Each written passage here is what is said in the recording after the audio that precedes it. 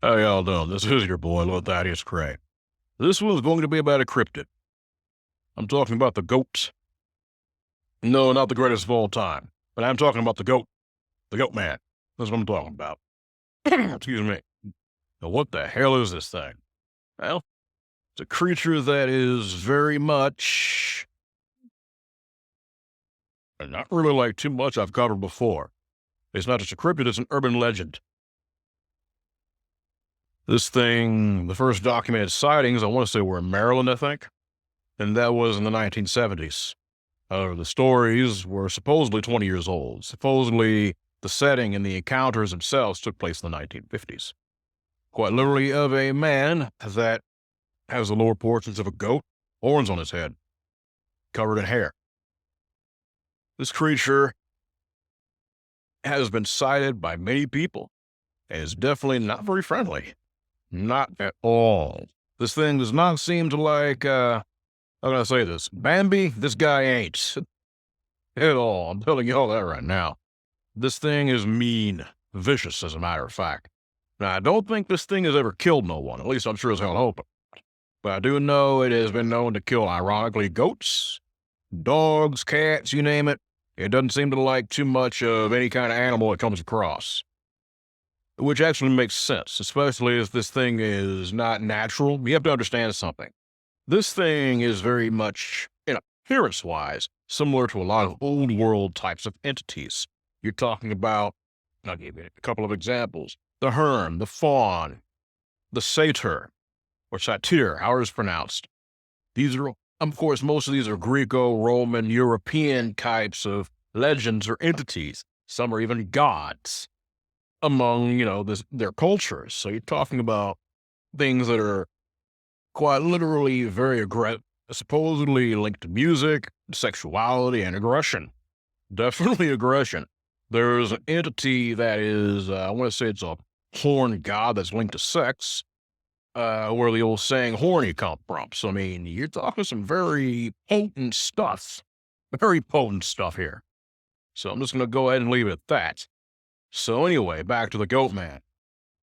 This creature has actually been rumored to go after people with an axe. Seriously. I mean, we're talking trashing windows, damaging cars. There's even been stories of kids putting graffiti, teenagers putting graffiti that says Goatman was here on the walls and stuff of buildings. Of course, that's probably, we already know what that is. That's human beings being stupid. Kids, of course. But at the same time, this thing seems to feed off of fear. Almost like, in some ways, some certain incarnation to the Dogman. Some similarities, huh? But either way, this creature, do I think it's natural? Big F and no, I do not. For some reason, it's no, of course, prey animals and predators evolve in weird kind of ways to try to evade each other or capture the other, to get food or keep from being food. But something like this, just to me, doesn't strike me as normal, if you know what I'm saying. Predators, to me, my point is, a predator will evolve with greater intelligence or other abilities or enhancements in order to get prey or do whatever it needs to do to get food. So ironically, that's maybe the reason the Dogman seems more believable to me, even though it most likely is about as natural as the Goatman in many ways. What I'm saying is simple. This creature is, like I said, a Dogman is predatory. His behavior is going to be more believable to me because, again, it's a carnivorous creature. Supposedly is an upright walking wolf. So you're talking about a creature that is a pack hunter and an animal that will, its behavior seems almost more believable to me in many ways. But a man that is part ungulate, which is basically a large prey animal, makes no sense to me, especially the hostility in which it seems to show to other individuals of life. So to me, that strikes it as something either demonic or something very similar.